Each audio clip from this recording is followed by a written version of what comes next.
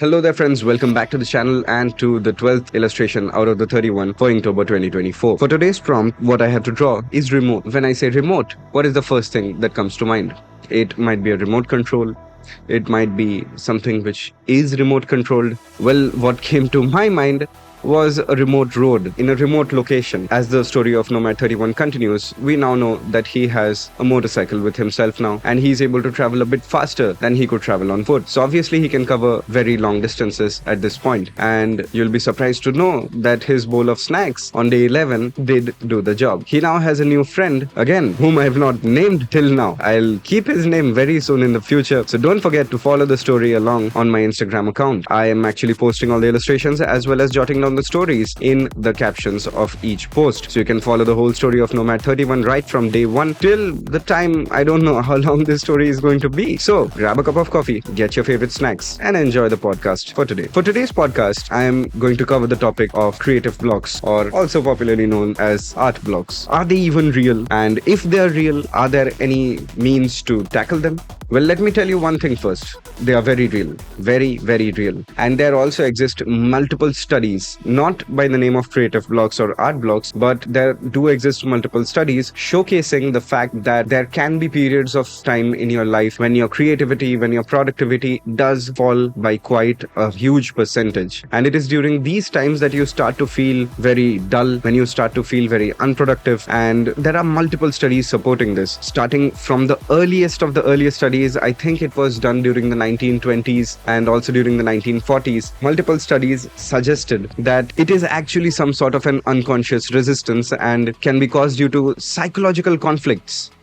Now, I know that sounds really scary, but when put into simple terms, creative blocks are many a times unintentional. You might not be able to find the reason as to why you're having a creative block. And let me define a creative block for you quickly, because I've experienced not one, not a couple, but multiple creative blocks throughout my lifetime as an illustrator and an artist. Because when you're having this creative block, you don't really understand what is happening. It's just the fact that you stop drawing, you stop creating art, you stop being creative. And why does this occur? Well, I don't really know. I have not yet deciphered the whole secret behind creative block, but I do know how to tackle it. So stick around till the end where I tell you how you can tackle it. As I was researching for this podcast, for today's podcast, I found multiple studies which were conducted by the likes of Theodore Reich or Abraham Maslow and many other scientists. And even during the contemporary times, even as recent as 2003 and 2004, I think a scientist by the name of Sylvia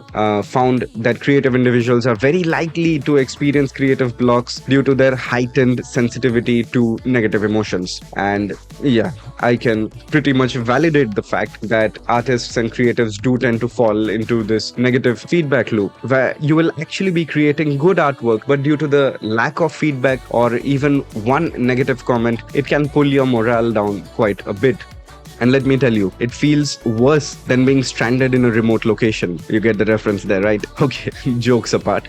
What really happens in a creative block? As I said earlier, you're not able to be creative, you're not able to make stuff. Why is this so impactful, and why is it also becoming very frequent among many artists? Many artists whom I've known for a very long time have recently faced creative blocks, and luckily most of them were able to come out of it. But why did so many artists face creative block in recent times?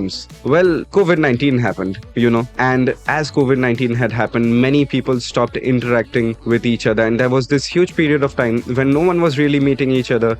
We hadn't really started using the social media apps, we hadn't really started contacting on Zoom. Before this spike occurred in the usage of social media, there was quite a long period when artists were not really stimulated in terms of their psychological activities, in terms of the activeness in society, activeness in terms of their friendships, the bonds which they were having. And this might have been one of the reasons why many artists started fading out in terms terms of their creativity during those times. But as things picked up again, as social media picked up again and people started to make things to keep them engaged, the creative blocks started going away. People were creating more, in fact. And COVID-19 was really a time, the lockdowns was really a time when the whole world was facing this huge challenge of a pandemic. But at the same time, there were many positive things going on in terms of how much of creative work people were doing to keep themselves engaged. And that was something really impressive to me.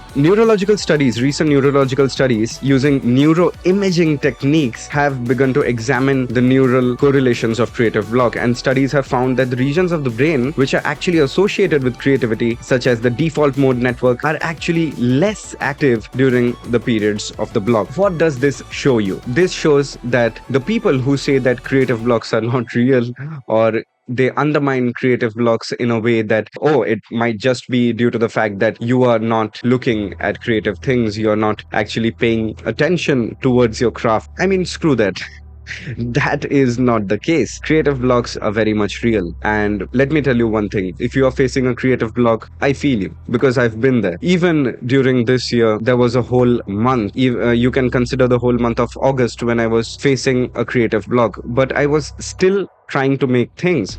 And let me tell you, it was not turning out to be anything good. As I said about the predisposition of many artists towards a negative feedback loop, what I want you to do is to mitigate this. Don't consider yourself lesser than any of the other artists you are looking at in your social media feeds, or any of the artists who are better than you. Don't be disheartened by any of this. Don't be disheartened if someone leaves a negative comment, because remember, the act of creating something, the act of making an illustration, making an artwork is really something special. It is not an activity which should be done for someone else. It is not an activity which should be done with a goal in mind to become famous. No, becoming famous is secondary, and becoming successful is also secondary. What matters first is putting your heart and soul into the work that you are doing, into the work which you have at hand. Also, if you're facing creative block, not due to a negative feedback loop, but due to the lack of inspiration, one thing which you can do, and which historically multiple artists have done, well, I'm telling you here, I'm sitting with a whole list of things which I've researched and I've found out. I'm going to tell all of that to you to show you how the artists in historic times used to do it. Artists during the Renaissance period used to do it, how they used to come out of creative blocks. Let me tell you about Vincent van Gogh. You know Van Gogh, right? He often found solace and inspiration in the natural world and frequently painted outdoors, immersing himself in the beauty of landscapes and the changing seasons. This is something which I like to do, but not with landscapes, with people. You might have seen I do a lot of character designs. I like to make a lot of human figures in my illustrations, and I like to convey emotions and abstract concepts such as remote, right? And for this, what you need is observation. You need a good visual memory for this. And things like this develop when you actually go out into social spaces, when you actually look at human beings, how humans behave, how you yourself behave, and you remember these things in your mind. Pablo Picasso. Yeah, Picasso is pretty famous. You should know him at this point. He was known for experimenting a lot with his different styles and techniques. And he believed that playing around with these various approaches could lead to something unexpected and spontaneous. And he would discover something new. So go ahead. If you are an abstract painter, if you're an abstract artist, just take this mix of paints, splatter it on a canvas, see what comes out. Enjoy yourself. Don't make all your artworks in a manner that you are going to post it. No, posting your artworks on social media doesn't even matter, let me tell you. You may post it, you may not post it. You can create a professional portfolio at any point in your life, and you can apply for a job if you want a creative work. Posting on social media and trying to get famous is a choice which we consciously make. And if your posts are not doing well, don't let them do well. Take some time off from social media. Don't stress yourself out. Take some time off, experiment with different things. Fill a whole sketchbook. I have done it. I actually bought a small sketchbook and I filled it out with senseless drawings, scribbles, whatever I wanted, just due to the fact that I was frustrated and I was facing a creative block. I never posted any of those pictures, none of it, because it's just full of scribbles. I still have that sketchbook and I'll use one of them again if I face a creative block, because I know that this formula works. Staying away, just like I said, that you need social stimulation to keep the centers of your brain active, to actively observe, imagine, and understand the things which go on around you. You also need some time off, not really off from the outside physical world, but from social media, because social media can get stressful. That is also another truth. If creative block is a truth, social media causing stress is also a truth. I would like to end this video with the example of another famous artist, Leonardo da Vinci. If you have seen Leonardo da Vinci's works, they are very different. I mean, the Codex Hammer and the Mona Lisa. You are telling me those two were made by the same person? It really doesn't bear much resemblance. Yes, the techniques might be similar, but you really need to go skin deep to find those. So what Leonardo da Vinci used to do was he understood the importance of rest and relaxation. He often took breaks to engage in other activities such as playing the lute. He often took breaks to engage in different kinds of activities such as studying the human anatomy or studying different types of engineering marvels and creating some of his own. He even designed a primitive type of a helicopter. I mean, how come? How did he do that? He could do that only because he took some time off and he wanted to do something fresh. So this is another tip which you can actually follow. If you have been drawing in a single style for quite a long time and you think that this style is getting pretty stagnant, what you can do is just stop for a bit and start experimenting with a different style. You might end up with something amazing. You might discover a new style all by yourself. Because let me tell you, artistic styles, if you're getting frustrated by your artistic style and you think that you are not able to find your style doesn't remain constant throughout your life. It all depends upon the number of projects you complete. It all depends upon the number of illustrations you have done, because the artistic style, the visual style which you have will evolve over time. So don't get frustrated by it. Believe in the process. Take a break. Give some time to yourself.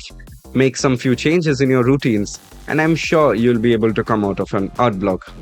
If you're facing an art block, even after following any of these tips, it's best to talk to a friend. Who is a fellow creative maybe. You can collaborate with them on a project, and it might just be that turning point when your creative block goes away in a flick. I hope this small note on creative block helps you to face it and to not be scared of it anymore. Because let me tell you, creative blocks are very normal in the life of a creative, in the life of an artist or an illustrator, any kind of a creative person. And if you're facing one, don't be ashamed of it. Accept the fact that you are facing a creative block and actively try to come out of it. I hope this video helps you in your art journey and you're able to apply these tips and tricks in your life. I'll see you tomorrow in the next video. Till then, take care, be creative, peace.